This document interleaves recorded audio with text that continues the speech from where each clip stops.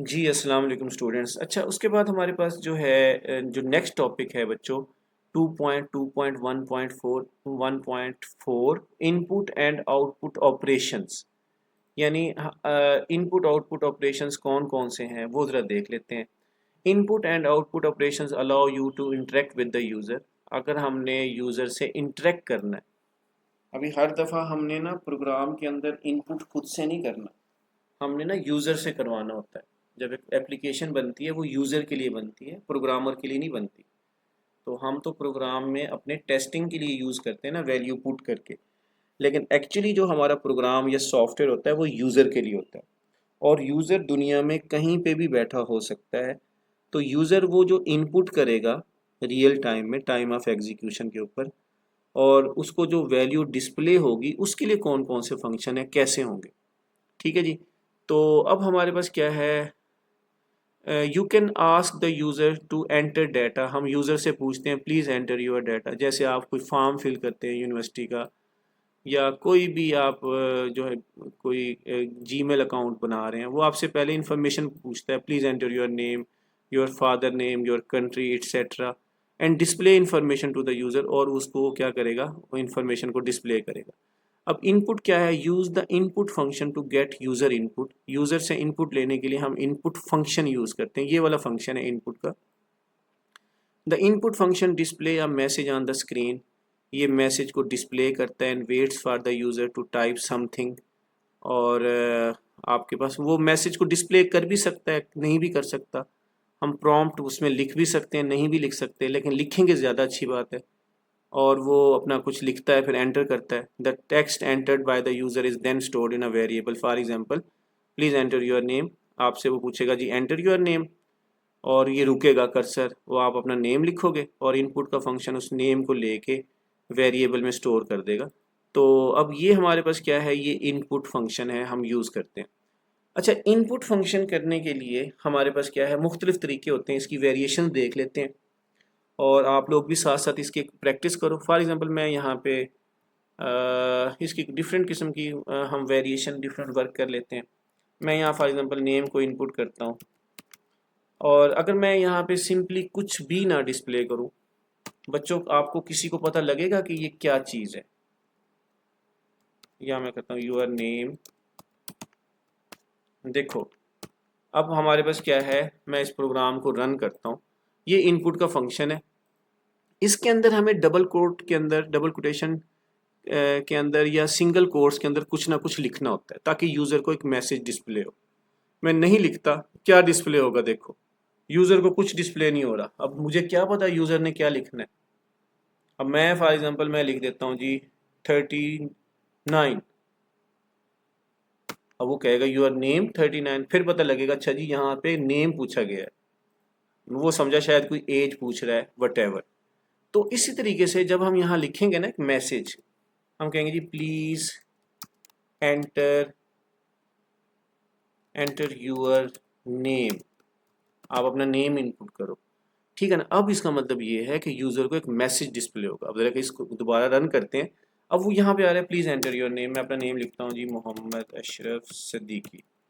मैंने अपना नेम लिखा बच्चों ये। और जैसे ही मैं यहाँ पे इसको रन करता हूँ, तो अब हमारे पास आएगा योर नेम मोहम्मद अशरफ सिद्दीकी।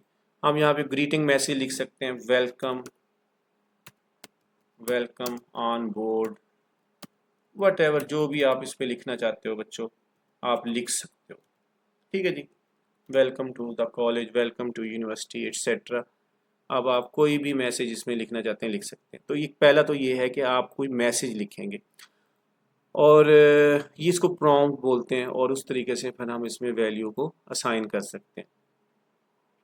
अच्छा, इस तरह हमारे पास क्या है, एक और चीज़ है जी। हम अगर यहाँ पे, अब ये इनपुट का फंक्शन है, इनपुट का फंक्शन टाइम ऑफ एग्जीक्यूशन के से पे यूज़र से वैल्यू इनपुट करवाता है, और प्रिंट का फंक्शन क्या करेगा, डिस्प्ले करेगा उस मैसेज को। प्रिंट के फंक्शन के बारे में मैंने आपको बताया है।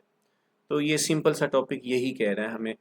Output use the print function to display information on the screen. The print function takes one or more arguments and display them. For example hello है, ये एक स्ट्रिंग है, फिर हमारे पास एक नेम है, फिर हमारे पास एक अलहदा से स्ट्रिंग है। तो ये हमारे पास इस तरीके से भी हम लिख सकते हैं।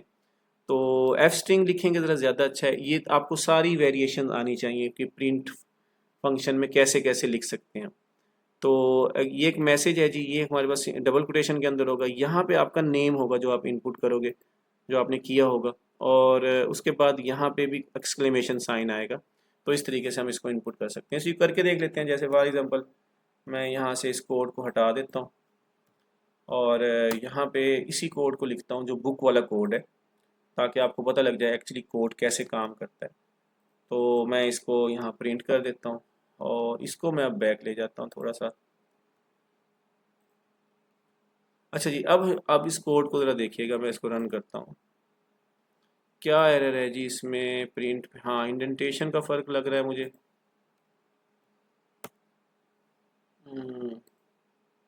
अब एंटर नेम मैं लिखता हूँ जी मोहम्मद अली लिख देता हूँ।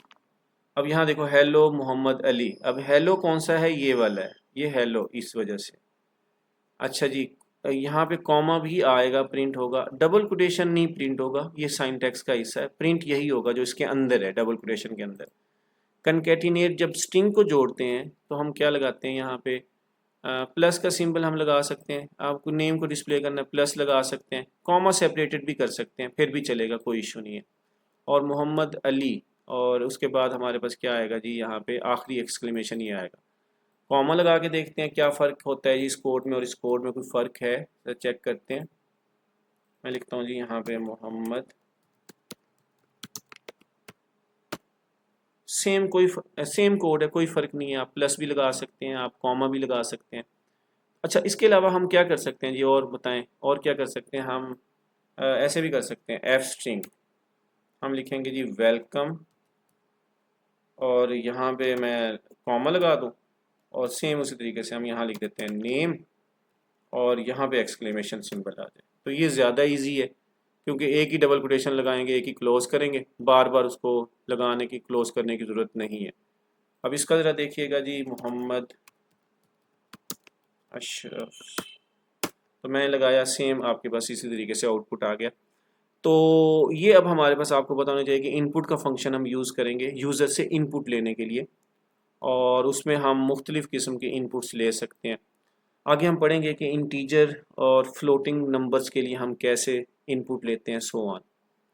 अच्छा जी, handling integer and floating number मैं ज़रा आपको सिंपली बता देता हूँ। बाय डिफ़ॉल्ट कोई भी value by default, for example मैं यहाँ लिखता हूँ जी, एक कंप्यूटर के मार्क्स लिख लेता हूँ, और मैं लिखता हूँ जी एंटर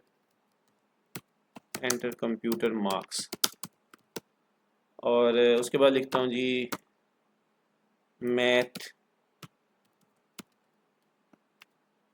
मैं कहता हूँ जी एंटर मैथ्स मार्क्स, मैथ के मार्क्स इनपुट करो। और मैं यहाँ पे करता हूँ जी sum is equal to computer plus math, और इसको मैं करता हूँ प्रिंट। मैं यहाँ लिखता हूँ जी एफ स्ट्रिंग, और मैं कहता हूँ जी sum of computer plus math equal to, मैं यहाँ कर देता हूँ जी सम। अच्छा जी, अब ज़रा देखिएगा क्या एरर है। एंटर मार्क्स मैंने लिखे जी, कंप्यूटर के हैं 30 मार्क्स, मैथ के कितने हैं जी 45 मार्क्स। अब हमारे पास क्या आ गया जी?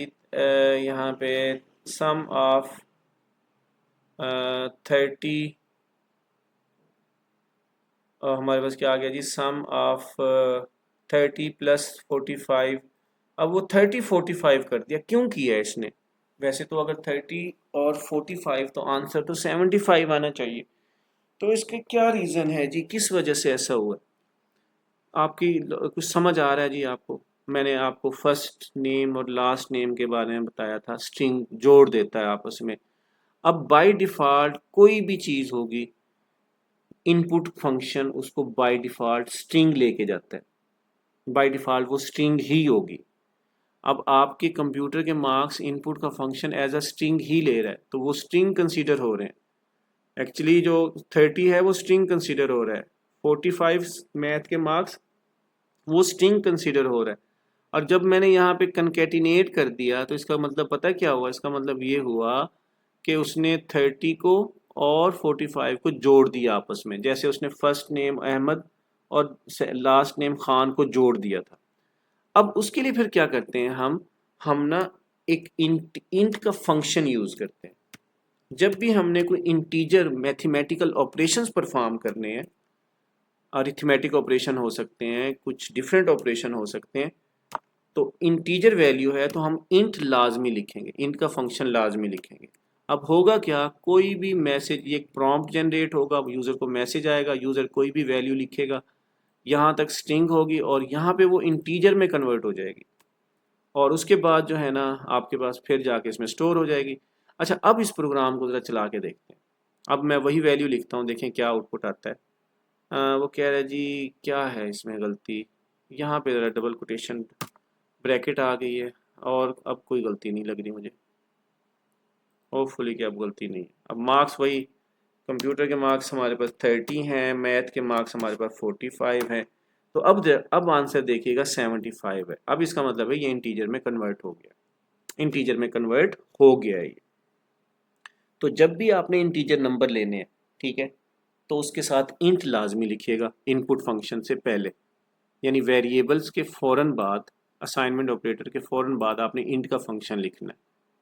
और इसी तरह अगर आपने कोई CGPA, किसी की हाइट, कोई डेसिमल नंबर्स लिखने हैं तो आपने फ्लोट लाजमी लिखना है। यहाँ पे आप क्या लिखेंगे, फ्लोट।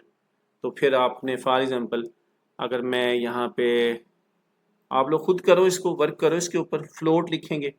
जैसे मैं कहता हूँ जी एक पर्सन की CGPA है, मैं CGPA फ्लोट में लिखूँगा और ये इनपुट करवाऊँगा यूज़र से और कहूँगा जी एंटर योर CGPA। आप अपने CGPA एंटर करो। CGPA क्या है, ये यूनिवर्सिटी में आपका जो ग्रेडिंग सिस्टम होता है बच्चों, वो यही चीज़ है। अब हम क्या करते हैं जी, इसको प्रिंट करते हैं। मैं कहता हूँ जी प्रिंट, मैं कहता हूँ जी सिंपल मैसेज मैं डिस्प्ले करता हूँ यूर CGPA। अब मैं CGPA को कैसे यहाँ CGPA लिख देता हूँ, सिंपल CGPA। तो इस तरीके से हम CGPA को डिस्प्ले कर सकते हैं। अब वो CGPA है जी, उसकी है 3.45 ऐसे कुछ करके CGPA। अब वो इसी तरह डिस्प्ले हो सकती है। तो ये हमारे पास क्या है, ऐसे डिस्प्ले हो जाएगी। तो ये आपके पास क्या है, फ्लोट नंबर जब हमने लेने हैं तो इस तरीके से। तो इस तरीके से स्टूडेंट्स हम मुख्तलिफ़ किस्म की वैल्यूज़ को ले सकते हैं। इंटीजर को कैसे हैंडल करेंगे, फ्लोटिंग नंबर को कैसे हैंडल करेंगे।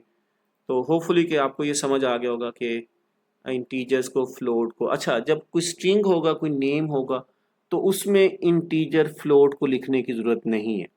जब आप समझेंगे कोई डेसिमल वैल्यू है, हमने इनपुट लेनी है, तो आपने फ्लोट करना है। जब आप समझेंगे कोई इंटीजर वैल्यू है, आगे कैलकुलेशंस करनी है मैथमेटिकली, तो आपने इंट लिखना है, इंट फंक्शन। अगर आपने स्ट्रिंग है तो उसको लिखने की ज़रूरत नहीं है, सिंपल आप इनपुट फंक्शन यूज़ करोगे। होपफुली स्टूडेंट्स आपको ये अंडरस्टैंड हो गया होगा। आपके कमेंट्स का मैं वेट कर रहा हूँ और अच्छी अच्छी सी राय दें इसमें, और ताकि एक लर्निंग इन्वायरमेंट बने। इस यूट्यूब चैनल बनाने का बेसिकली पर्पज़ मेरा यही है, ताकि एक डिस्कशन फोरम हो और जो लोग आपस में डिस्कस करें चीज़ों को, और लर्निंग इन्वायरमेंट हो और जो है ना चीज़ें बेहतर हो। अपना ख्याल रखिएगा जी। Thank you very much. अस्सलाम वालेकुम।